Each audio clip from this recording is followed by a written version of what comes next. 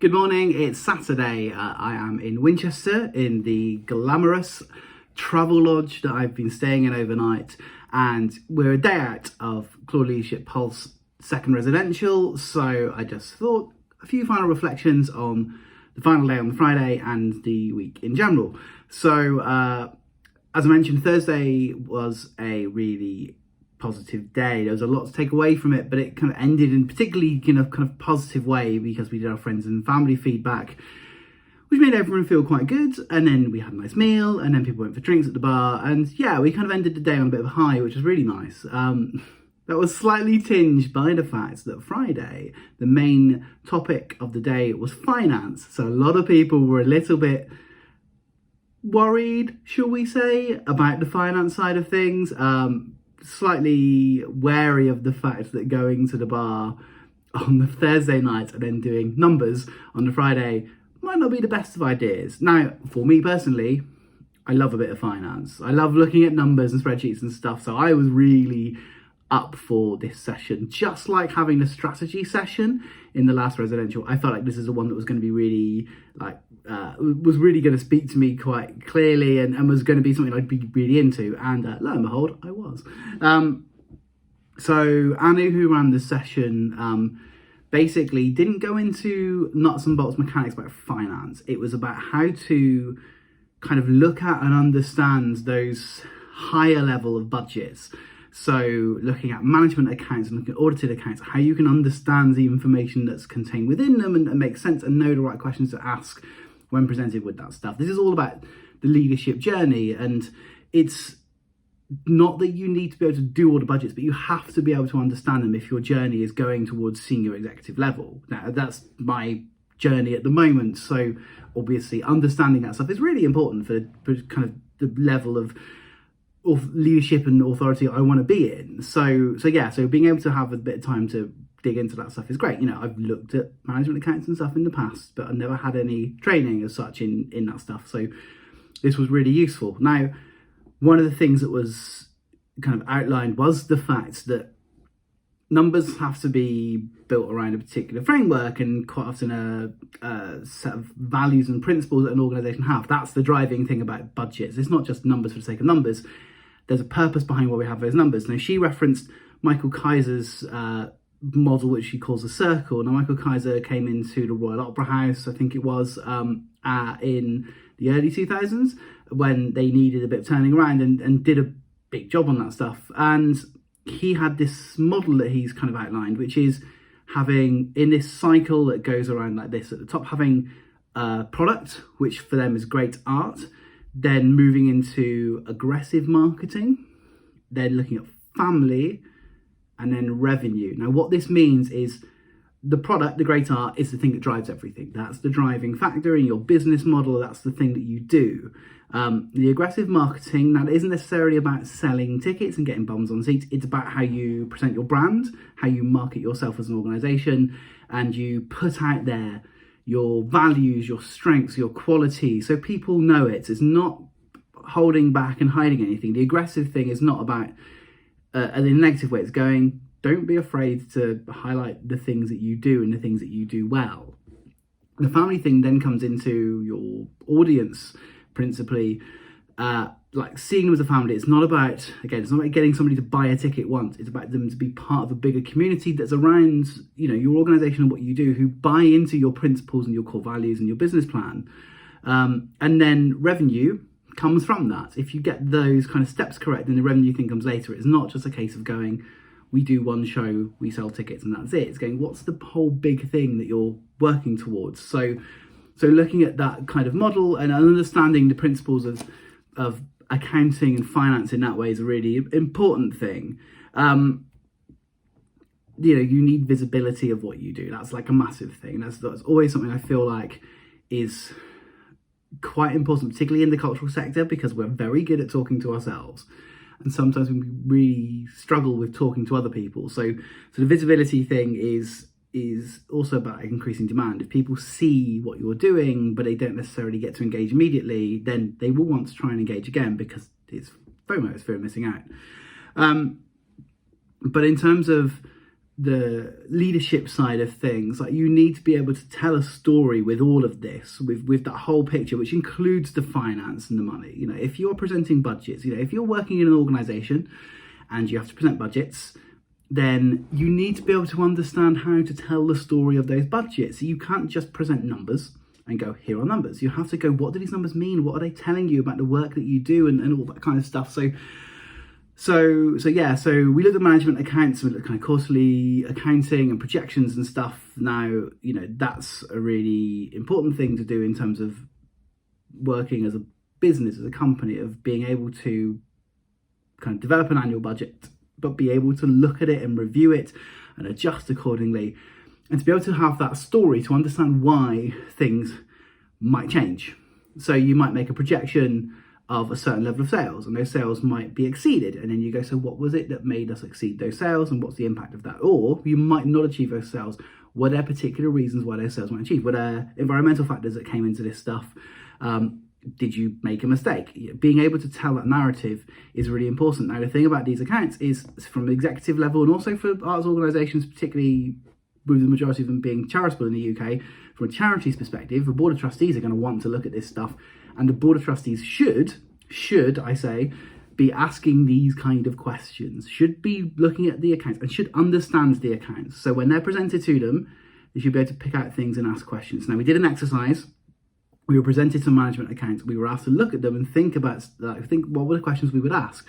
I bloody loved that exercise because looking through and kind of finding the things that were questions and red flags to me, being able to put it out, it was like, I find that stuff quite natural because of the way that I process information. And a lot of people were really kind of anxious and uncertain of what the right things to do and ask were. So a lot of people were like, oh, okay, we're going to look at you because you seem to know what you're doing. Now, by no means am I suggesting that I'm an expert on management accounts or finance and that stuff, but it was really good to go into this exercise and go, like, I'm kind of asking the right questions in many regards. And it's not about going, this is wrong. It's going, I'd just like to know a bit more information about this thing.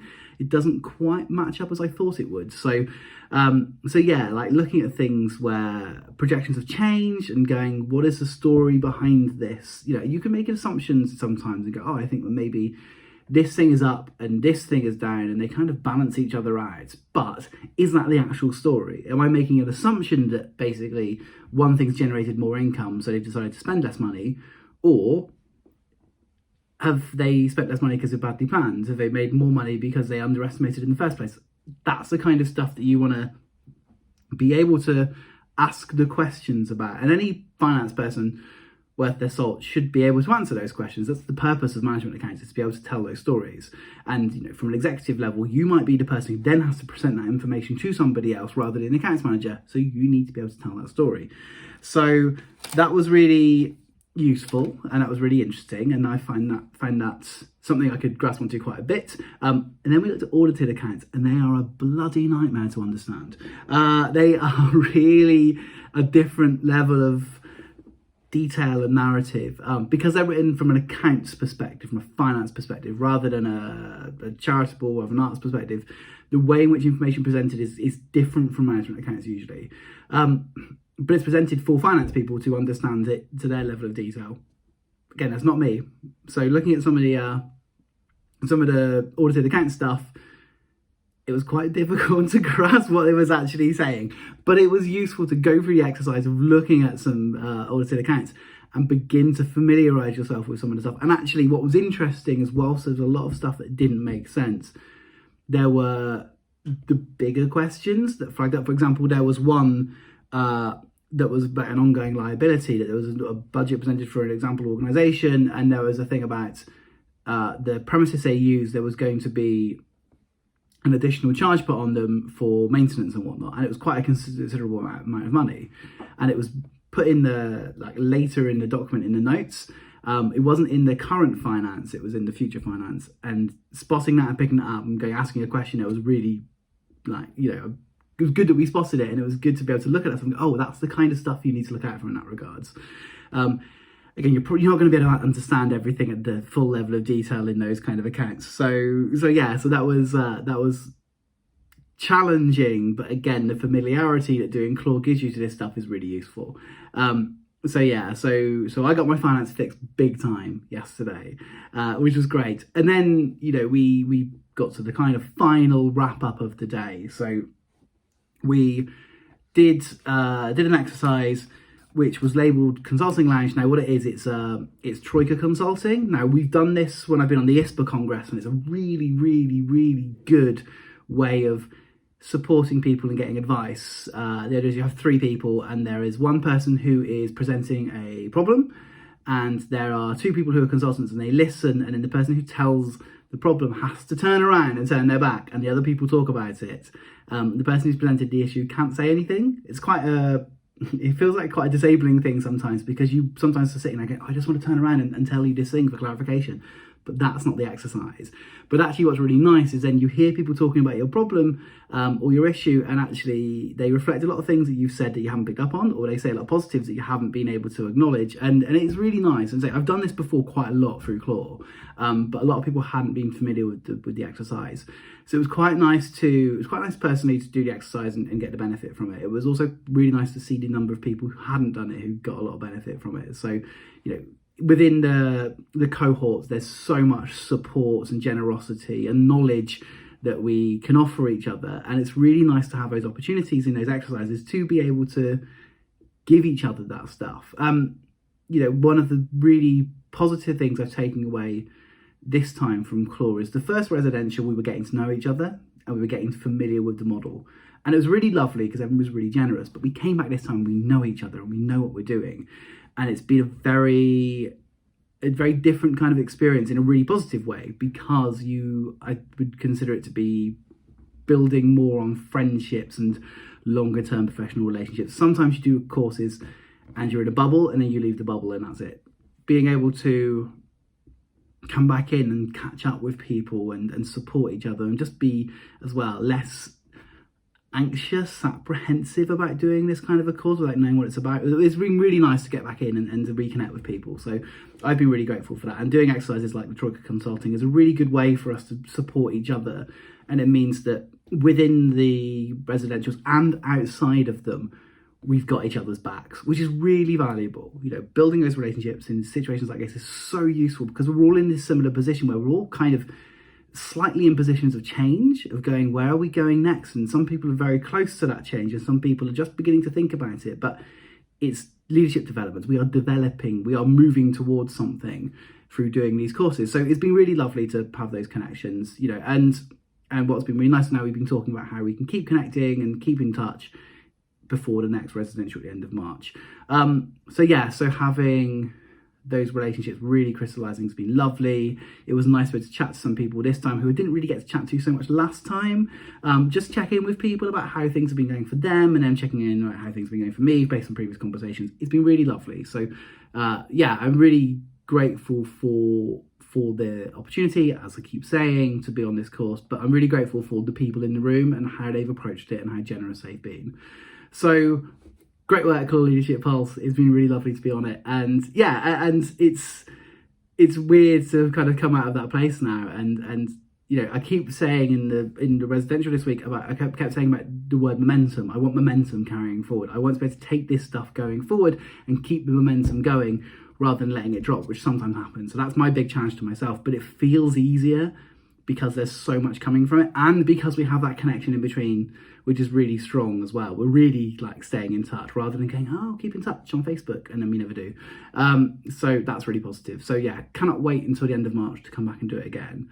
In the meantime, we're going to obviously have to go to work and put those things into practice. So that is the plan, is to really be proactive and keep that momentum going. So hopefully I will keep seeing the benefits, just like I did after last residential.